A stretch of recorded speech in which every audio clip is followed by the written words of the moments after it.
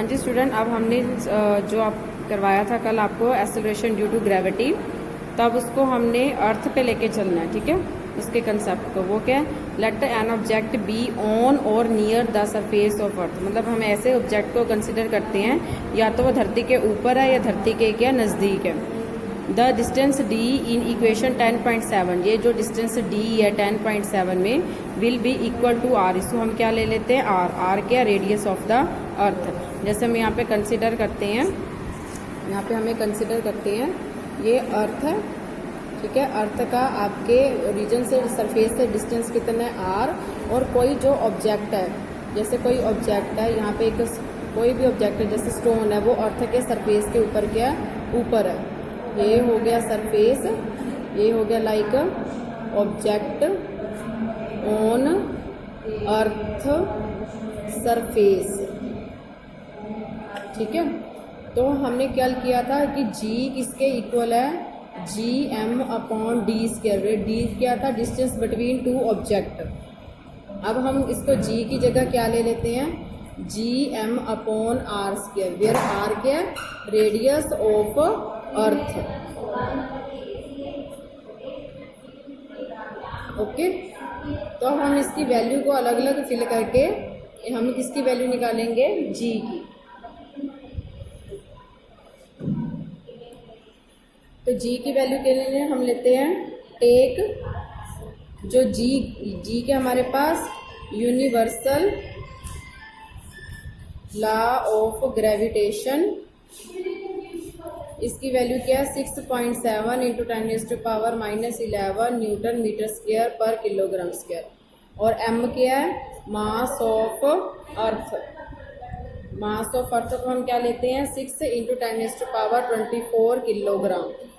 और आर क्या लेते हैं, radius of earth. Radius of earth की वैल्यू क्या लेते हैं 6.4 इंटू 10⁻6 मीटर।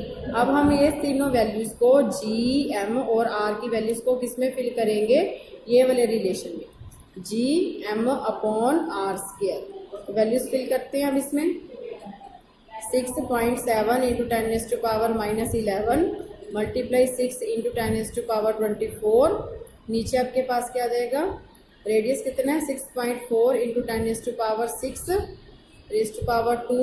Metre square. ठीक है, तो जब हम इसकी वैल्यू को सॉल्व आउट करेंगे सभी वैल्यू को, हमारे पास क्या आ गया 6.7 into 6 divided by 6.4 multiply 6.4 into 10⁻11 plus के 24। ठीक है, और नीचे 6 इंटू 12 माइनस के 12। मैंने आपको कल भी बताया था कि अगर बेस सेम हो तो पावर्स क्या हो जाती हैं, ऐड। अगर बेस डिवाइड में हो तो पावर्स क्या हो जाती है, माइनस। तो वही कंसेप्ट को मैंने यहाँ पे यूज़ किया। ठीक है, तो जब हम सारी टर्म को सॉल्व करते हैं, सॉल्व करने के बाद हमारे पास इसका आंसर आएगा 9.8 मीटर पर सेकेंड स्क्वायर। अब यूनिट देखो कैसे कैंसिल हुई है, हमारे पास ये आपके पास किसकी वैल्यू आ गई, स्मॉल जी। स्मॉल जी की को हम क्या कहते हैं, acceleration due to gravity. Okay, it means acceleration due to gravity of earth की वैल्यू कितनी है, 9.8 मीटर पर सेकेंड स्क्वायर। हाँ जी स्टूडेंट, अब हमने अगला टॉपिक करना है, वो क्या, motion of the object under the influence of gravitational force of earth. ठीक है, मतलब किसी भी ऑब्जेक्ट का हमने इन्फ्लुएंस देखना है कहाँ पे, ग्रेविटेशनल फोर्स ऑफ अर्थ, मतलब धरती की गुरुत्वाकर्षण पे किसी की ऑब्जेक्ट के मोशन का क्या असर होता है। ठीक है, क्या अफेक्ट पड़ता है, इसके बारे में हमने पढ़ना है। तो इस let us do an activity to understand whether all object hollow, solid है, बिग है, स्मॉल है, will fall from a earth at a same rate. मतलब हमने ये पढ़ना है कि कोई भी ऑब्जेक्ट है वो खाली है, सॉलिड है, छोटा है, बड़ा है, कोई भी है, क्योंकि धरती पे सेम रेट पे सारे पहुंचते हैं। तो इसके लिए हम इसके एक्टिविटी करेंगे। तो क्या है activity, take a sheet of paper and stone. एक शीट ऑफ पेपर लेना है, जैसे आपके पास कोई भी पेपर है, जैसे ये पेपर है। ठीक है, आपने पेपर ले लेना, और एक क्या स्टोन है। Drop them simultaneously from the first floor of building. अपनी बिल्डिंग के फर्स्ट फ्लोर से उसे नीचे गिराओ। Observe whether both of them reach the ground simultaneously. अपने ऑब्जर्व करना है कि जो दोनों चीज़ें हैं वो ग्राउंड पर एक साथ पहुंच रही हैं। We see that paper reaches the ground little later than stone. तो हम ये देखते हैं, नोट करते हैं कि जो पेपर है वो धरती पे थोड़ी देर पहुंचता है as compare to stone. This happen because of air resistance. ये किसके कारण होता है? हवा की रुकावट की वजह से। कई बार हवा ज़्यादा चलती है तो पेपर जल्दी पहुंच जाएगा, अगर लेट चलती है तो धीरे धीरे। The air offer resistance. Resistance का क्या मतलब होता है? रुकावट।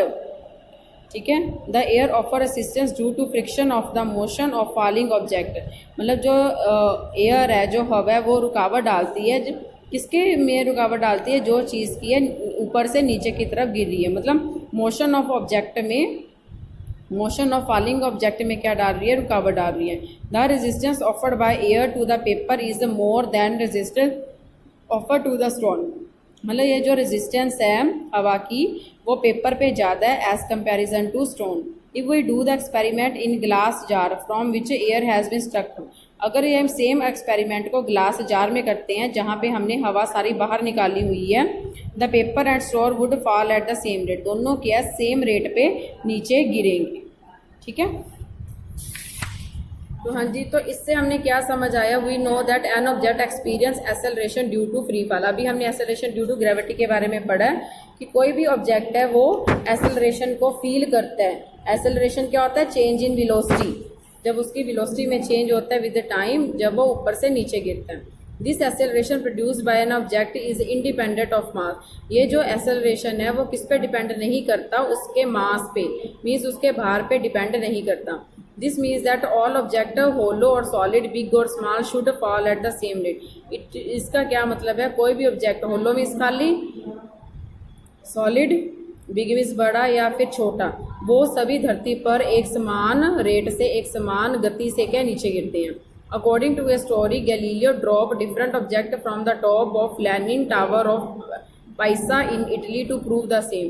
तो इसी स्टोरी को प्रूव करने के लिए जो गैलीलियो का साइंटिस्ट था, उसने अलग अलग चीज़ों को लीनिंग टावर ऑफ पाइसा इटली में से नीचे गिराया था। अब हमने कहना है कि जो जी है is constant near the earth, all the equations are uniformly accelerated motion of object become valid. मतलब जो हर इक्वेशन है वो मोशन की, वो क्या वैलिड है। तो यहाँ पे हम जो एक्सेलरेशन है उसको किसके साथ रिप्लेस करेंगे? जी के साथ क्या प्ले करेंगे? वेयर जी के एक्सेलरेशन ड्यू टू ग्रेविटी। हमारे पास मोशन की कौन सी तीन इक्वेशन है? फर्स्ट इक्वेशन है v equal to you plus A T. Second equation है s equal to U T plus half A T square.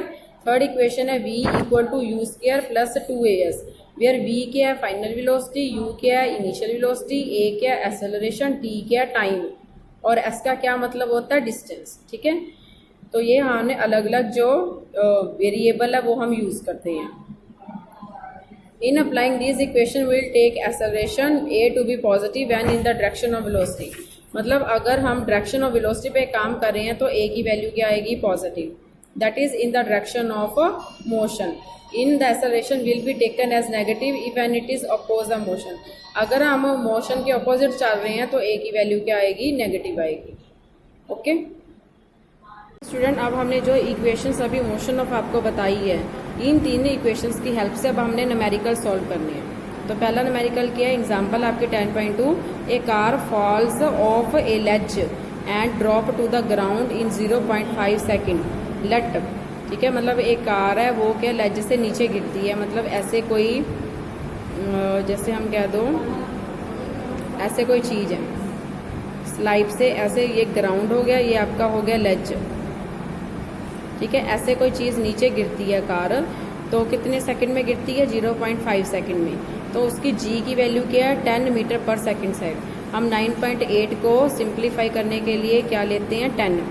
ठीक है, मतलब जी की वैल्यू हमारे पास 9.8 पीछे सॉल्व की है ना, इसको हम कंपैरिजन किसके इक्वल ले लेते हैं? 10 मीटर पर सेकंड स्क्वायर।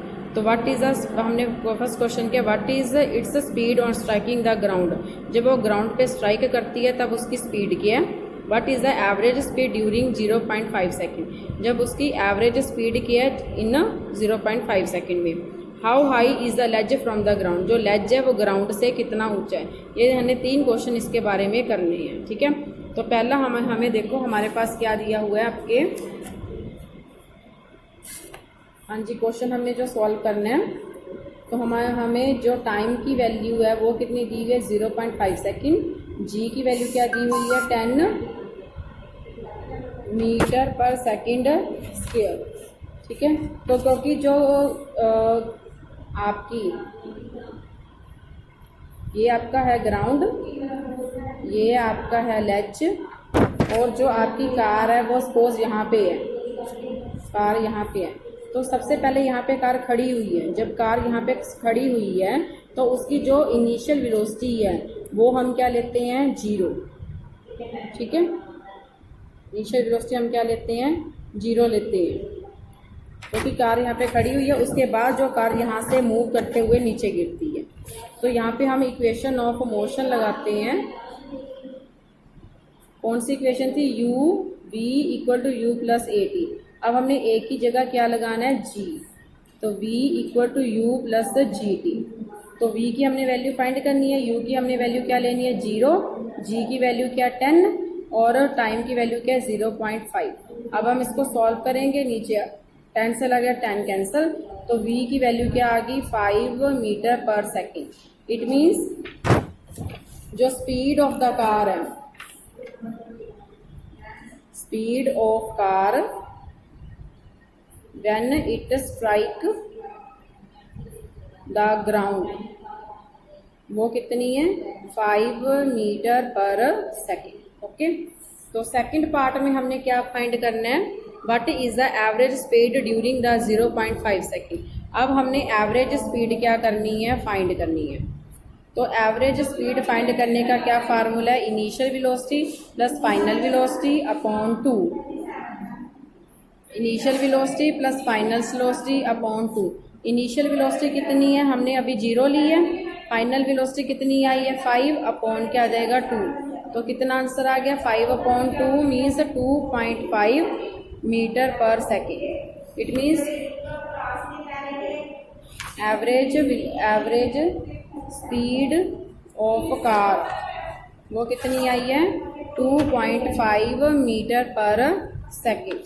ओके, और थर्ड पार्ट है आपका how high is the ledge from the ground. जो लेज है वो ग्राउंड से कितना ऊंचा है। ठीक है, तो लेज का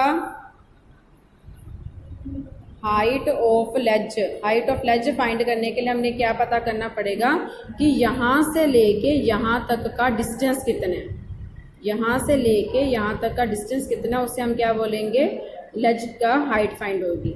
तो डिस्टेंस फाइंड करने का हमारे पास क्या फार्मूला है, S equal to U T plus half A T square. अब हमने ए की जगह क्या लिखना है G, U T plus half G T square. u की वैल्यू क्या हमने ली हुई है 0, टाइम की क्या है 0.5 प्लस 1/2, g की कितनी है 10 और यहाँ पे टाइम की कितनी है 0.5 का स्क्वायर। जब हम इसको इसके साथ मल्टीप्लाई करेंगे तो आंसर क्या आएगा आपका 0 प्लस 1/2 10, 0.5 को हम 2/2 टाइम्स लिखेंगे।